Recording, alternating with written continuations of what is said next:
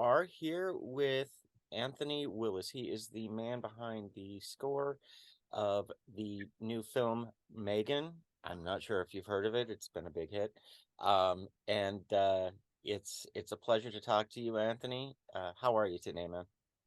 I'm great. Yeah, thank you so much for having me. It's so cool to be on your show, and obviously so awesome to talk about M3GAN and how it's kind of taken audiences, you know entered audiences' hearts and minds, and everyone's had a good time seeing it.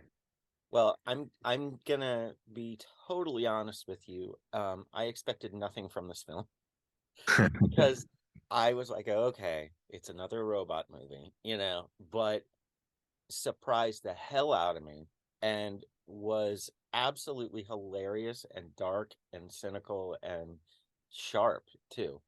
And of course, one of the things that adds to it is your musical commentary throughout the film. So very well done. How did you choose the direction of the soundscape for the score, and how would you describe it? I mean, I was lucky to have a director who really, Gerard has such a rich musical knowledge and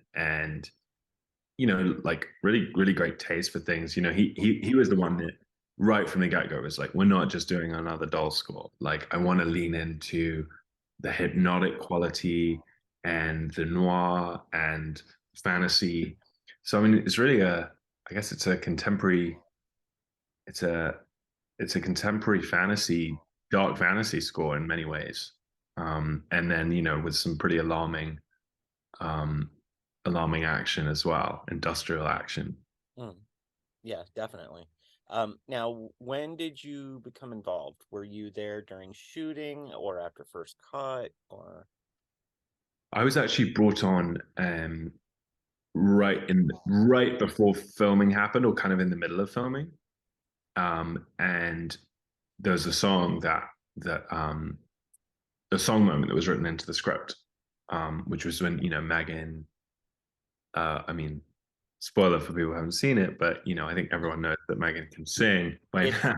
and we'll get there, but yeah, we'll get there. That Yeah. part is amazing. So, Oh, thank you. Yeah. So, we needed to get this song needed to be shot on set because they had to program the doll to actually, do the right mouth movements. mhm.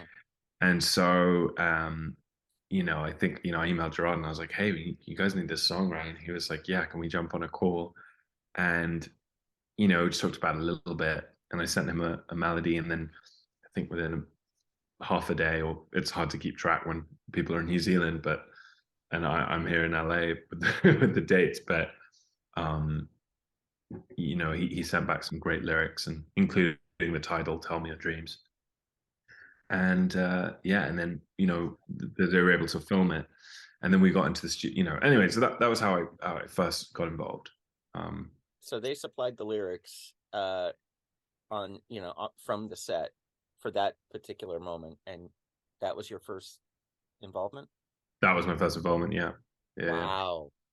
Okay, so jumping to that, okay, that key scene with the song moment, the "Tell Me Your Dreams" song. First of all, it was hilarious and came out of left field and suddenly turned the thing into a Disney musical for God's sake. So, what direction? You had the lyrics, but what further direction did the director give you?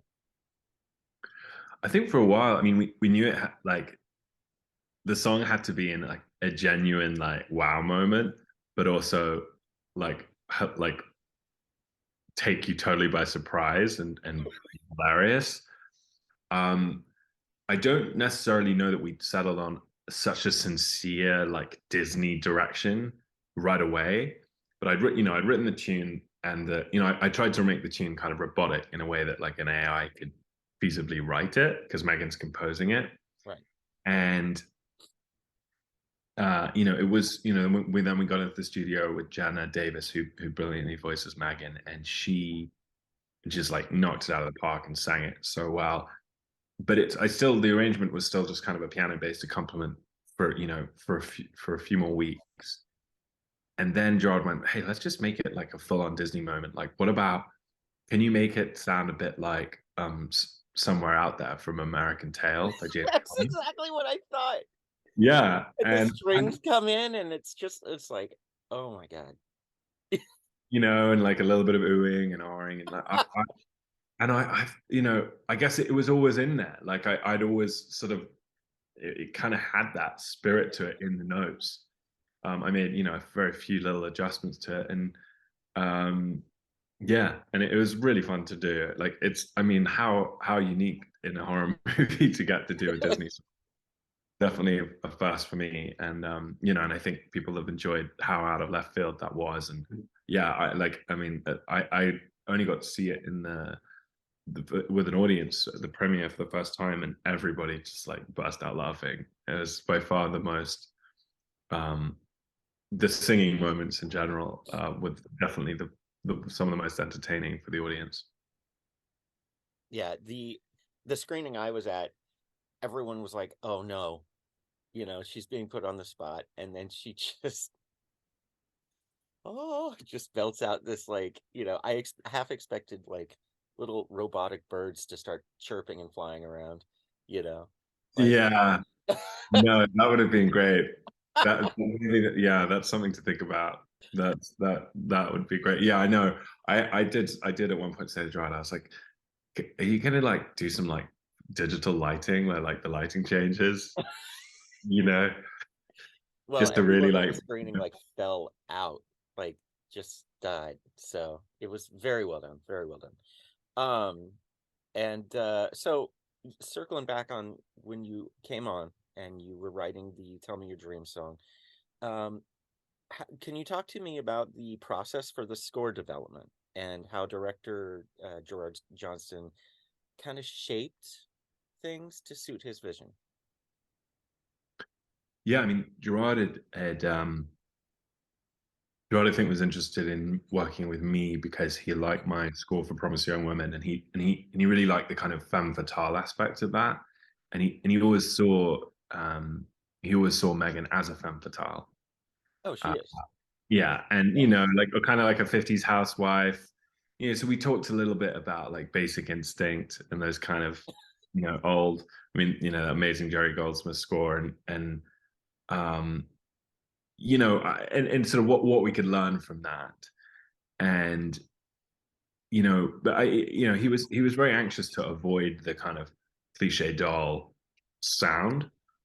Um, Although I think we by which I think he meant we needed our own way of doing it, because Megan obviously like embodies the most beautiful doll you've ever seen. Like she needed something that adhered to that.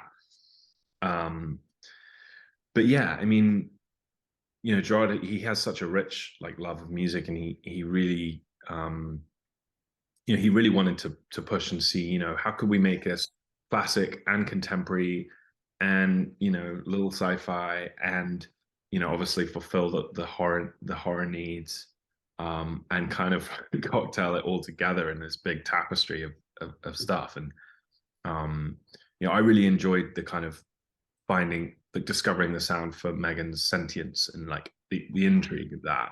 Right. There's that amazing sequence when she's looking out the window and she sees like the butterfly, and the yeah, she sees the helicopter, and she's sort of putting everything together, and she's assessing what death means to her. Hmm. And you know that was, that was a kind of a big breakthrough, and figuring out how we could use colors that were organic, but use them in ways that were like a little bit mechanical, Hmm. um, and just like ride that line between her embracing like the innocence of a child, and the warmth of a guardian, and but also that she wasn't that. Hmm. So it was a we worked on it for a while, and really, once there were some reshoots, some additional photography on the movie, that they did in the summer, this year, and from that point on it was kind of full steam ahead to the finish. We finished the mix in early November, and had the premiere in December, and the film came out in January. So Hmm. Um, yeah, it was a really fun journey. Excellent, excellent. Yeah, it did you I forgive me, I didn't catch it, but you're talking about her sort of awakening and sentience. Um did you throughout the score, did you make it, you know, did you get warmer and warmer and more organic as the film went on? It was actually kind of the opposite. Uh-huh. I think, obviously once, Megan it seems to have like every intention um, of embracing this role as Mhm. Katie's guardian, and you know, and her personality totally like takes off. It's just that unfortunately, her robotic nature means that she isn't able to fully understand how to protect Katie without like causing slaughter and robotic merciless death. I So mean, as robots do. yeah, as robots do. So actually, like, kind of the cat's out of the bag once she starts, with her killing. Like the cat comes out of the bag, and that's when actually she reveals more of her industrial robotic side. Gotcha. Yeah. Gotcha. That's okay. That's super smart, super clever. Okay, so now that Megan is getting a sequel, have you signed on yet? That's to be determined, but I'd obviously love to be a part of it, and it will depend on the wishes of the director and involved, and um, but I'm so excited that they are, and it's going to be an amazing ride. So many ways that they could take this and develop it, and so much fun they could have with it. Well, I want another musical moment, much bigger and crazier. So But that's my hope. they got those like robotic tweeting birds out there, yeah. Something horrible. Uh, anyway, well, honestly, Anthony, it was an absolute pleasure to talk to you. The film was great, and your contribution to it was no small feat, and definitely enhanced the film. So, thank you for all of that. And what is next for you though? So I think I'm allowed to say I'm just starting to work again with my friend Emerald Fennell on her next movie, which is very exciting. Ah, excellent. And you can't say anything about that yet, can you? No, sadly not. But it's Oh, very, shucks. yeah. It's all I will say. I don't think I'm not allowed. I don't think I'm disqualified from saying it's very funny. It's Excellent. brilliant. Excellent. Okay. Well, very good. You seem to have a knack for that. So, for funny. So, very good. Thank you so much for taking the time to talk to me. And best of luck. And I hope to hear your work again on the sequel for Megan. And yeah, so that's that. And come back next time when you have another score to talk about. Thank you so much. Thank you so much for having me. All right. Take care, man. Thanks, Norman. Thanks.